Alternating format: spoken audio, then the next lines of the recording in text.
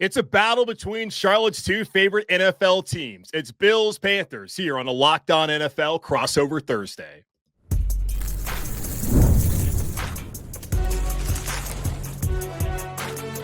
You are Locked On NFL crossover, part of the Locked On Podcast Network. Your team every day.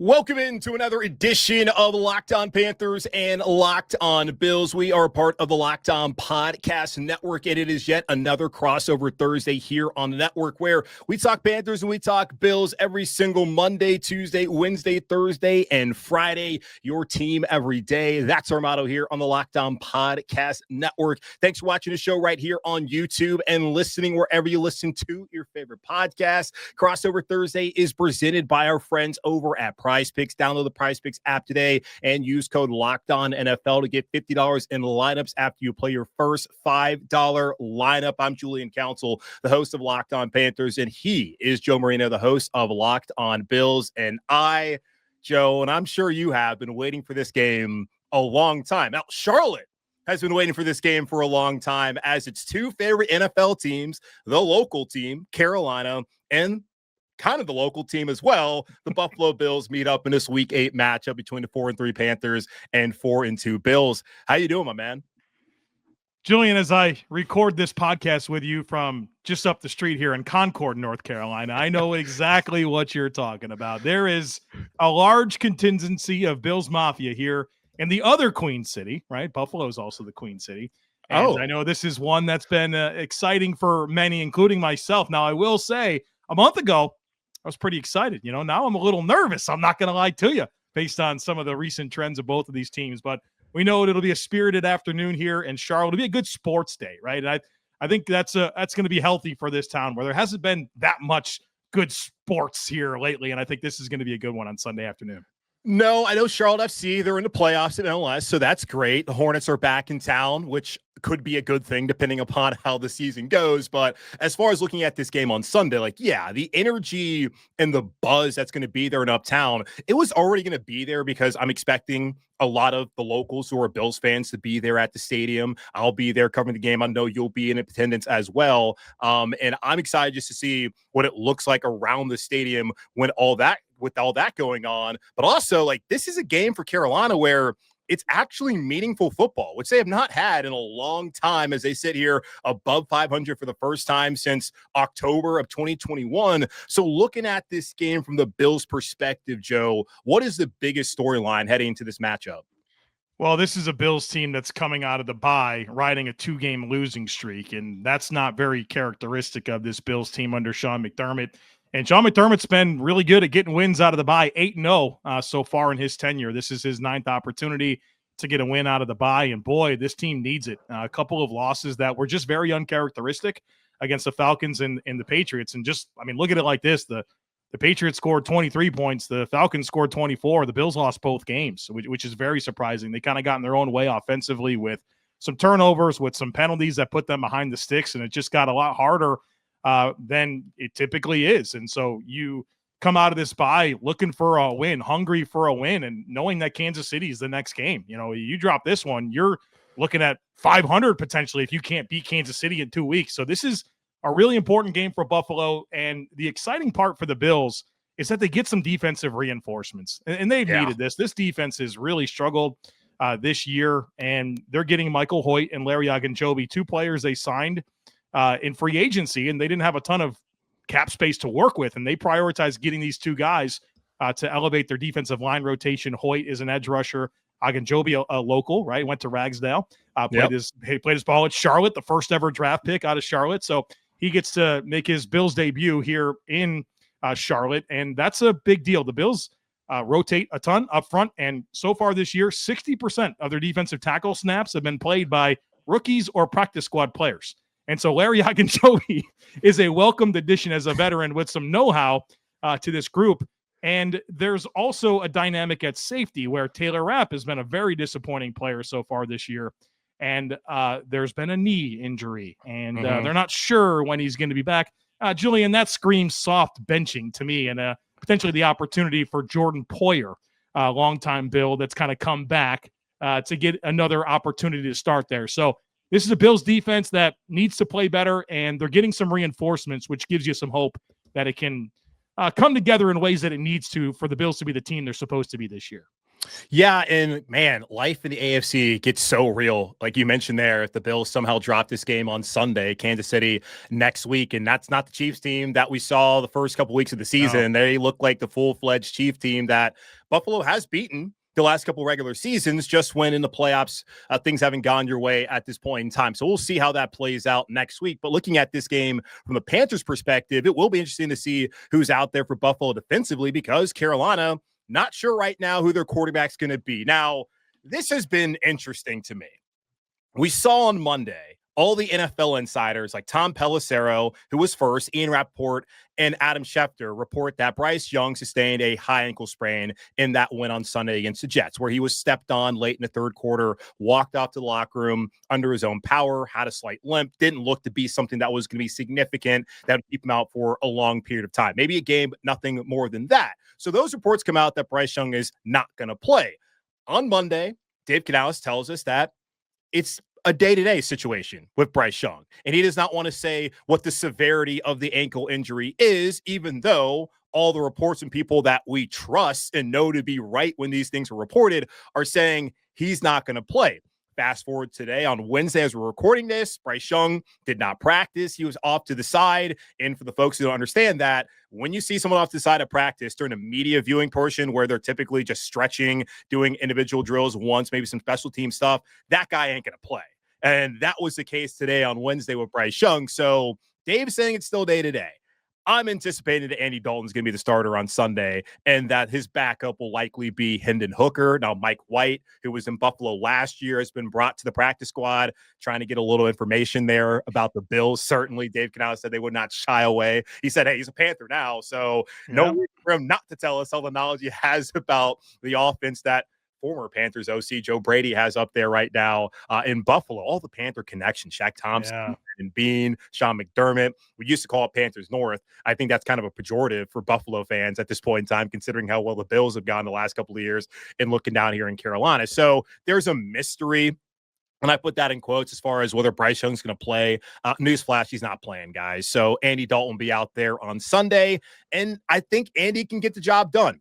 We've seen the last 2 years, the first time he started against Seattle 2 years ago, last year against the Raiders, he's thrown for 300 Bills. The only time Panthers done that so far this season was week 2 in that comeback attempt in Arizona. Outside of that, Bryce Young has not been able to throw for over 200 yards in any of their games, including their last 3 wins against Miami, against Dallas, and against New York on Sunday. So possibly the passing offense might see a boom, at least for 1 week of Andy out there. So, yeah, that's the main storyline. Will Bryce Young play? The answer is no. Yeah, and I think that makes this game a little bit more interesting. I think Bryce Young certainly had his moments, high and low, but Andy Dalton, I think you kind of know what you're going to get. He's a veteran. He's seen every defense, and I think he can keep the offense on schedule. And we know Carolina's going to want to come in and run the ball, which I'm sure we'll talk a lot about here the rest of the way. But Andy Dalton, as a veteran that can hit his back foot and know where to go with the football against a Bills defense that's offered a lot of space in the secondary, I think there's a level of concern that it is Andy Dalton on the Bills side of things, and maybe there was a better chance to win this game with Bryce Young at quarterback. So Carolina's 4-3, and it's less to do with their quarterback play, right? It's been about running the ball. It's been the improvements on defense. And, I think a veteran like Andy Dalton might be the right ticket for Carolina and give them their best chance to win on Sunday. Yeah, and Rico Dowdle was excellent in those wins against Miami and Dallas when Chuba Hubbard was out with a calf injury. But I will give Bryce Young credit to some of the throws that he made in that comeback against the Dolphins and then in that win against Dallas. So he may not put up gaudy numbers or really be efficient throughout the game, but in the fourth quarter, and that's really been throughout his career, when they've needed him to make plays, he's made those game-winning type of plays. Just the problem is, can you get it down in, down out in the first 3 quarters and not just at the end when you got to have it? It's nice that you can have it at those point in times, but at some point in time, he's going to have to be a little bit more consistent moving forward. And I'll be curious to see how the play calling adjusts with Andy Dalton as a starting quarterback, at least the presumed starter from my perspective and what's been reported. And we'll see whether Bryce will be able to go. My expectation is that will not be the case. Now, Joe, there's some matchups we got to look at. And you mentioned one about the Panthers rushing offense against the Bills rushing defense. And we'll talk about that. We'll talk about more of those here in just a moment on this Locked On NFL Crossover Thursday edition of Locked On Panthers and Locked On Bills. This episode is brought to you by Prize Picks. Every day we make decisions, but on Prize Picks, being right can actually get you paid. Don't miss the excitement of this football season with Prize Picks, where it's good to be right. Playing Prize Picks is such a fun, simple way to add more excitement to football. You can just pick more or less on player projections, like I'm sure Bills fans do this all the time, Josh Allen's passing yards or Saquon Barkley rushing for a touchdown, and you're in the game. I love how quick it is. You can make your lineup in under a minute. It's also fun to follow other players in the app and copy their lineups with one click. And the new injury reboot feature, if your player leaves early and doesn't return, it won't count against you. So download the PrizePicks app today and use code LOCKEDONNFL to get $50 in lineups after you play your first $5 lineup. That's code LOCKEDONNFL, $50 in lineups after your first $5 lineup. PrizePicks, it's good to be right. NFL season is back, and honestly, there's nothing better than being in the stadium surrounded by fans cheering on your team. But let's be honest, getting tickets can be a hassle between queues, login screens, and prices jumping at checkout. It's frustrating. That's why I use Game Time, the app that gives the advantage back to the fans. Game Time is fast, easy, and backed by the Game Time guarantee. You'll always get 100% authentic tickets delivered on time and at the best price. Plus, all fees are included, so the price you see is the price you pay. And that's important this week because this is an expensive game. So Game Time is a place you want to go. And it's an app that's made super simple. I could see the view from my seat, which I love. I also love zone deals too. Pick the section, Game Time picks the seats, and you save big. Honestly, it's faster, cheaper, and less stressful than any other way I've bought tickets before. Download the Game Time app, create an account, and use code LOCKEDONNFL for $20 off your first purchase. Terms apply. Again, that's promo code LOCKEDONNFL for $20 off. Swipe, tap, ticket, go. Download Game Time today. Back here on this Locked On NFL crossover Thursday edition of Locked On Panthers and Locked On Bills. Julian Council, host of Locked On Panthers. Joe Marino, host of Locked On Bills, talking about this big game here on Sunday between the 4-3 Carolina Panthers and 4-2 Bills coming off of their Week 7 bye. Joe, got some matchups to look at. What's the matchup you're looking at in this game that could swing the tide in Buffalo's favor or potentially have them losing a second straight game? Well, before I mention a matchup, I do have to say that before it was Carolina North, it was Buffalo South in 1995 when Bill Polian and Frank Reich and Pete Metzelaars, Carlton Bailey, and myself moved to the Charlotte area. So there we go. We got to clarify that they did it first. But obviously it's been really cool to see that connection continue in some ways. In some other ways, it's been frustrating. But when I think about this game on Sunday, we got to talk about the Bills run defense against the Panthers rushing offense. And we know this style of game that Carolina is going to want to play. They're going to want to pound the rock. They got Dowdle. They got Hubbard. They got a physical offensive line. The run game's been cooking against a Bills defense that has given up a ton of rushing production. And when you just compare metrics about the Panthers and yards before contact and missed tackles forced per attempt and yards after contact, they're really good. Meanwhile, the Bills are really bad at not allowing explosive runs and yards after contact, and they get displaced in the run game, and they can get creased and give up some big plays on the ground. And so the Bills are going to have a commitment here to defending the run, and certainly the reinforcements are a big part of that, where you'd like to believe that the defense will be better with those players, but they have to prove it. There's a lot to prove with this run defense. And for a Carolina Panthers run defense last year that gave up over 3,000 yards, if you can believe it, the Bills are giving up more yards per carry right now this year than that Panthers defense did last year by a half yard, Julian. So the Bills have a big test here with their run defense, and there has to be a commitment to not allowing Carolina to play the style of game that we know they want to play on Sunday afternoon. Yeah, and let's dive deeper into some of those numbers, both offensive for Carolina when it comes to rushing and Buffalo's run defense. You mentioned it, yards per carry allowed. They're last in the NFL, allowing 5.8, which yikes. And I cannot believe it's worse than what Carolina gave up last year. Buffalo has allowed the 5th most rushing yards through 7 weeks. Now understand the 4 teams below them, the Bengals, Titans, Cowboys, and Dolphins have all played 7 games. So Buffalo's only played 6, which I think has gone to them not being last in that category. You look at also defensive total rush EPA, second worst for Buffalo. They're fourth worst in defensive rushing success rate. They're tied for the third most rushing touchdowns allowed this season. Juxtapose that with Carolina offensively, they're second in the NFL in rushing yards. They're eighth in yards per attempt. Looking more in depth at the advanced stats over at True Media, they're third in EPA per rush. They're second in total rush EPA, fifth in rushing success rate, and 10th in explosive run percentage. That's runs over 12 yards. So they have been really good. And it's funny, Joe, you hear those numbers and you would think that Panther fans are excited about what they have in the backfield. But over the last couple of weeks, they've been like, whoa, hold on. What's going to happen when Chuba Hubbard comes back? And Rico Dowdle has to be the guy, right? Like, Chuba can't touch the ball. Never mind the fact Carolina gave him a 4-year, $33 million deal 11 months ago. Like, it's just funny to me because, like, instead of being excited about what you have here and potentially having another D'Angelo Williams, Jonathan Stewart kind of deal, at least for this season, because I don't think Rico has a future past this year because of the fact that they drafted Trevor Etienne back in the spring. They signed Chuba last year, extended him last year. And, oh, yeah, Jonathan Brooks, don't know what his future is, but he's still around for a couple more seasons, potentially. Just be excited about that. But instead, people are like, oh, no, Rico's got to get all the touches. Y'all, Chuba's one of the leaders in the locker room. He's a guy that they felt good enough about during – when I think there were 1 or 2 and 7 at the point in time when they extended him, when they were going to Germany that week to face off against the Giants. This is a culture guy. He's not going to not be a part of the game plan, and Dave Canales said as much. So this has been a good rushing attack, and we'll find out just how good they are as they're facing off against, I think, a talented Bills defense, just a Bills defense that has, as we mentioned, really struggled against the run so far. Yeah, no doubt. And you can't hide from the numbers. They are what they are. They are what they are. And the Bills, like I said, there are reinforcements. There's certainly an emphasis. Sean McDermott's coached a lot of defense in his career. They're coming out of the bye knowing about this, and this is their first big test. So there's hope, but they got to prove it. And obviously Carolina's hot running the football. And look, Chuba Hubbard, Rico Dowdle, it don't matter. Kendre Miller's ripping off runs against his defense. Tyler Algier, they'll both have plenty of opportunities if the Bills don't make the improvements they need to with their run defense. Yeah, and RIP to Kendre Miller. Tore his ACL out for the rest of the season. Not dead, finally had some life, season. Right? Yeah. And another thing I'm looking at, we have gone like 17 minutes into this show, and I don't believe we've even mentioned the name Josh Allen, which has to be a record. It's pretty good. For you, Joe. But that's no shade at all, because like, he's an outstanding player.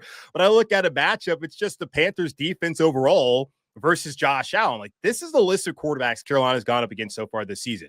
Trevor Lawrence, Kyler Murray, Michael Penix Jr., Tua Tagovailoa, Dak Prescott, Justin Fields, then Tyrod Taylor in the second half last week. And there was one drive of Kirk Cousins that we're not going to really count. Dak right now is second in the NFL in EPA per play among quarterbacks with at least 100 attempts. So he's been awesome this year. The rest of those guys are ranked 19th, 20th, 23rd, 24th, and 30th. They have not been playing a murderer's row of quarterbacks start off the season in what has been the easy portion of their year, minus they'll play 2 games against New Orleans later on this year. Josh Allen right now ranked 5th in EPA per play. Guy's an absolute monster. MVP from a year ago. MVP favorite right now looking over at FanDuel. He's incredible. And I talked to Derek Brown in the locker room about this on Wednesday. He just mentioned that he's just such a good player and just talking about how physically imposing it is. I'm looking at Derek, I'm like, buddy, like, look at you. Yeah. Like, there's nothing. And the guy across he's insane too. But man, it's going to be really interesting to see just how good this defense is, because there's some numbers that say it's a really good defense. I am really skeptical, though, because they still have to play Josh Allen this week, Jordan Love next week, and he's up and down. I understand that. Matthew Stafford, there's some Baker Mayfield twice. There's some good players out there remaining on the schedule for them. But Josh Allen, different kind of animal. That dude is incredible, and that will be a matchup I'm absolutely looking at on Sunday. Yeah, I think it's huge, right? To me, the best way the Bills can help their run defense is for Josh Allen to go out and be Josh Allen and score points and get Carolina out of that game script that they want to be in. And look, the Panthers deserve a lot of flowers for their rushing offense. The Bills are actually better in terms of EPA per run than Carolina. So there's a big assignment for a much improved Carolina run defense against Buffalo, not to mention the Josh Allen factor. And he's had 2 down games. He's hungry. He's going to want to go out there and do his thing and get this ship right. So I think that's obviously the big part for Buffalo. We can talk about how good Carolina's rushing offense is and how bad the Bills' rushing defense is, and we should, and we have. But that Josh Allen factor and what he's capable of doing in terms of scoring that could potentially get Carolina out of that script that they're going to want is, to me, the big X factor for Buffalo. Yeah, and then James Cook, who's been a big piece, obviously, of the Bills' rushing attack, has been fully unlocked over the last year and a half by Joe Brady up there, the OC and play caller for Buffalo, and that will be something to look out for as well. As you mentioned, I mean, they do statistically in some categories are better than Carolina. And the Panthers, they gave up 81 yards rushing last week to the Jets. 38 of those were from Breece Hall. So they contained him. They held down Dallas to 19. Miami had 31. So they've been good lately, but they have Dallas. I think they were pretty high up there in EPA, like total rush EPA offensively. So that was a good performance, but this will really be the test of how much that defense has improved after going back to the end of last year, the week 1 this year, 7 straight games of 200 yards allowed on the ground by the Panthers defense. That has now come to a halt, and we'll see if that continues on Sunday. Those are some of the matchups we're looking at on Sunday in this Week 8 matchup between the Panthers and the Bills. We've kind of talked about it, but what does each team need to do to win on Sunday? We'll go over that here in just a moment on this Locked On Panthers, Locked On Bills crossover Thursday here on Locked On NFL.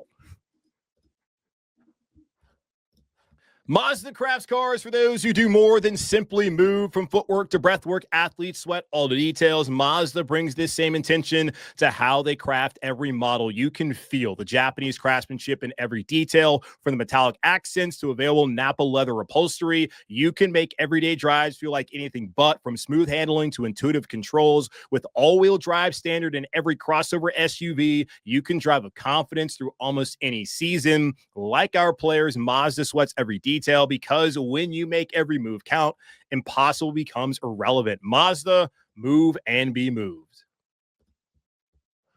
All right, back here on this Locked On Panthers, Locked On Bills, Locked On NFL crossover Thursday, presented by our friends over at Prize Picks. Julian Council, host of Locked On Panthers.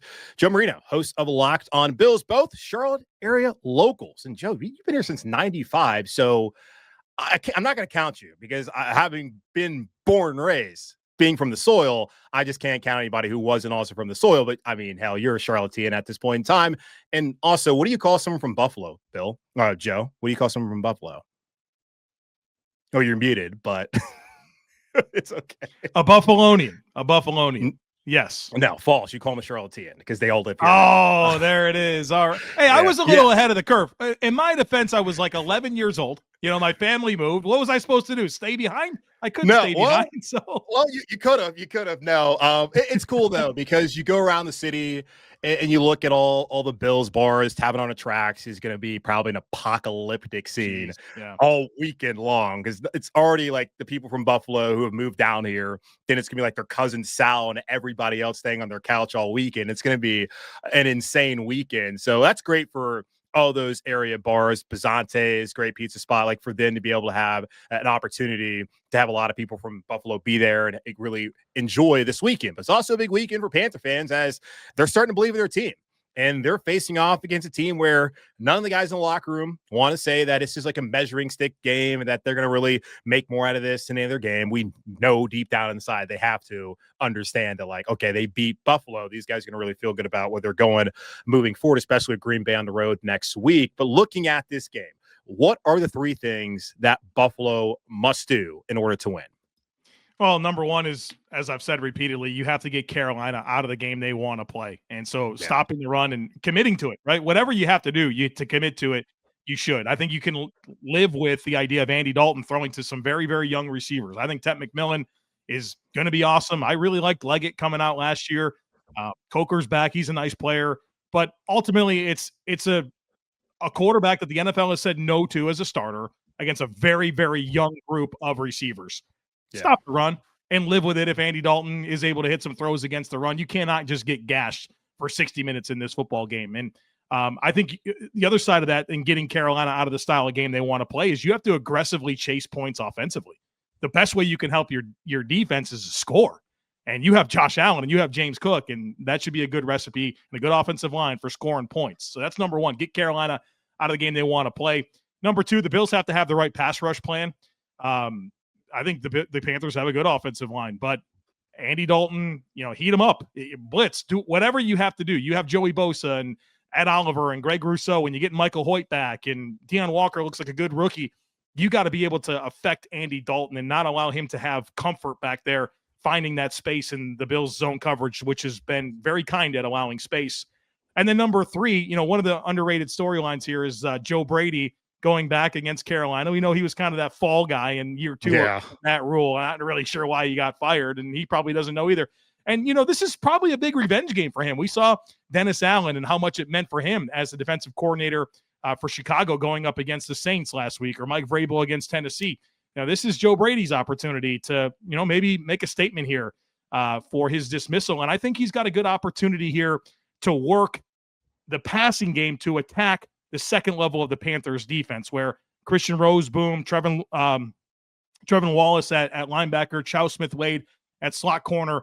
I think those are some matchups where the Bills can use their tight ends, running backs, and slot receivers, which is the best part of their passing game, to kind of go after some of those matchups and see what type of success you can have throwing the football and really targeting those second-level players. So it's getting Carolina out of the script they want. You got to have the right rush plan to affect Andy Dalton, and then really use your best offensive weapons against where I think there's some holes in this Carolina defense on the second level.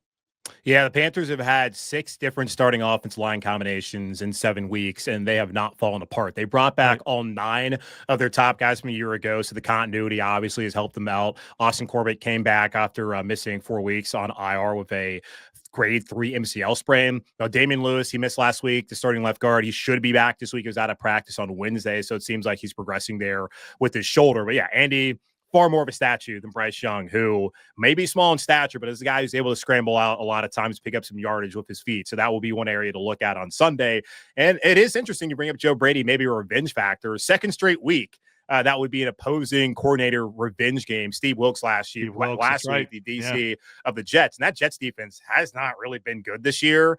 And they played their ass off last week. Now, that might have been a lot about the Panthers' offense and where it's at with the passing game when Bryce is in there, but still, they came out and played well. So we'll see what Joe Brady, and it is interesting because he was then replaced by Jeff Nixon, who is up in New York as well as the OC for Fran Brown at Syracuse. So both those guys in the state of New York as OCs, one still in the NFL, the other one not in the NFL. And yeah, Matt Rule did him dirty, had the bye week, and then didn't fire him until that Sunday, had him out there all week working. Just what was that? Just the fall guy? Like, when you think back on that, because this has been a topic in the Bills world lately. What do you remember? It felt like this was firing somebody just to fire somebody because things weren't going well under Matt Rule, and they gave him, they sold their soul to get him as their coach. Yeah, and the interesting thing, too, is like that was a splashy name in the college cycle because LSU had signed him to like a new deal where he couldn't go like take another job. It had to be like a head coaching job. He's going to leave there. And he came up here and everyone was excited, which, I mean, it was awesome. We all know about that 2019 team with Joe Burrow, Jamar Chase, Justin Jefferson, what those guys have become and what they were. So with Joe, the one thing about him when he came here that I always caution people was he wasn't calling the plays there at LSU. That was Steve Ensminger. Yes, on third down, he might say, hey, Steve, this would work. He was coaching those wide receivers, so give him a lot of credit there. But he didn't recruit any of those guys. He wasn't calling the plays, like a hotshot kind of guy who really did help elevate that offense, which Ogeron had talked all about, we're going to change the offense. Didn't really happen until he did that. So I told people, okay, he hasn't really been a play caller at any level, so just caution you there. But that year in 2020 when Teddy was here and they had Mike Davis and they had Curtis Samuel and Robbie Anderson, the one good year of Robbie Anderson, DJ Moore, that was a really good offense. All 4 of those guys went over 1,000 yards from scrimmage, which there have not been very many teams that has happened, and certainly not very many teams that have had that happen and didn't have a losing record. So if you look back on it now, that's the best offense Carolina has had consistently over the last couple of years, whether it's been Rule, Reich, or now Canales. So I think he's more of a fall guy. I also think that maybe he was a little bit too early for him to have that job, and just the status of the roster, offensive line injuries, just talent leaving. I just don't think it was ever a great position for him. And I also think maybe it was a little bit too early for him. Fun, quick story before we get your keys for Carolina. Sure. I hosted 1 hour of Charlotte Sports Radio for WFNZ. 1 hour. I was the only guy. I was filling in for KB. He needed some help. And I get in there 10 minutes before I go live. I've never done this before. I've never hosted. I've been a guest. I've been in the studio, but never was the guy. 10 minutes before I start, I have all my notes ready to go.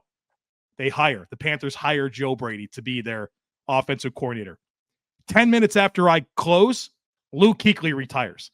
I'm like, this is a signature moment in the history of Charlotte sports, and I'm the guy that has to get through it. I'm like, boy, I don't think I'm the guy for this, but that was a whirlwind of a moment. But Yeah, that was that whole offseason was insane because I mean Cam Newton is given the option to seek a trade or whatever that all that mess. So crazy. Yeah, crazy things have changed over the last couple of years. But yeah, Joe Brady, happy to see he's having success.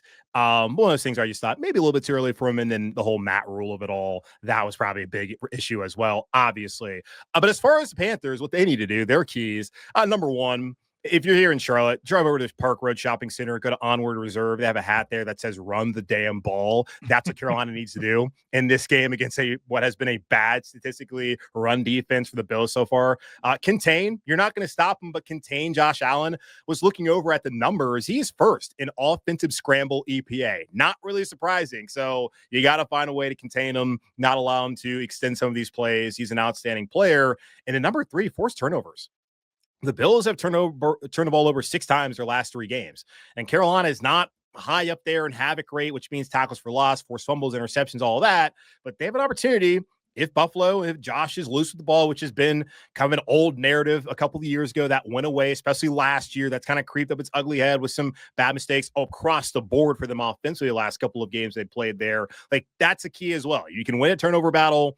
Really, in general, in football across all levels, you typically will win the game. So run the damn ball, contain Josh Allen, and force turnovers. I don't know if you're going to give a pick here, but the Bills are 7.5-point road favorites. Going to put that one in quotations because I don't think it's going to be a road environment at all for Buffalo on Sunday here in Charlotte. Just any final thoughts or prediction? Maybe say that for Friday. What do you got for me, Joe? I'll save my prediction for my last show of the week. But I will say I think you've highlighted the right stuff. And from the Bills' perspective, that's got to be the stuff they've been thinking about all bye week long. How do we make sure that we don't get mistake prone on offense? How do we stop the run on defense? And so I think we'll find out how useful that bye week was for the Bills. But until they prove they've corrected some of that stuff, Carolina's got to come out and challenge it. Yeah, absolutely. And a couple weeks ago, I had this one chalked up as a loss. I would still favor Buffalo at this point in time because I do think they are a better team. They certainly have a massive advantage at quarterback. And we'll see how it plays out. But I do think that Carolina could win this game because of the emergence of Rico Dowdle, Chuba Hubbard now being healthy, the way the offensive line has been able to maintain the standard despite all of the changes and all the injuries. I think they can win this game. I don't necessarily want to pick them at this point in time, but I do think, and you kind of said at the top of the show, like this is a more interesting game than we thought it was going to be. 100%. There's a path for the Panthers to win this game. I think 7.5 is kind of crazy, to be honest with you. We'll find out. Yeah. But this doesn't. A month ago, I would have said, "Oh, perfect, out of the bye, a tune-up ahead of Kansas City." Now it's like, boy, you better win this one, or else you're going to be 500. After you get done with Kansas City in 2 weeks. So big stretch for Buffalo here out of the bye. Yeah, and I don't know where the line opened up, but Vegas is not loving Carolina. They had them open up as underdogs at New York last week before they became favorites. So maybe Vegas will turn things around for as far as their perspective on the Panthers if they get this win. And of course, big game for them to show who they really are and how good they actually are this season, as next week they go to Lambeau and they're not the best road team. So this is a big one to get at home. But that's going to wrap up this edition of Locked On Panthers and Locked On Bills. Julian Council, Joe Marino. Again, we're part of the Locked On Podcast Network. Check us out again on Friday, where I'm going to go more over the keys of victory, look at the injury report, and I'm sure Joe's got plenty of great things for y'all, as he always does there on Locked On Bills. As I always say, be safe, be happy, be whole. As always, keep pounding, and Bills Mafia, love you too. And we'll be back on Friday with more on the Panthers and more on the Bills.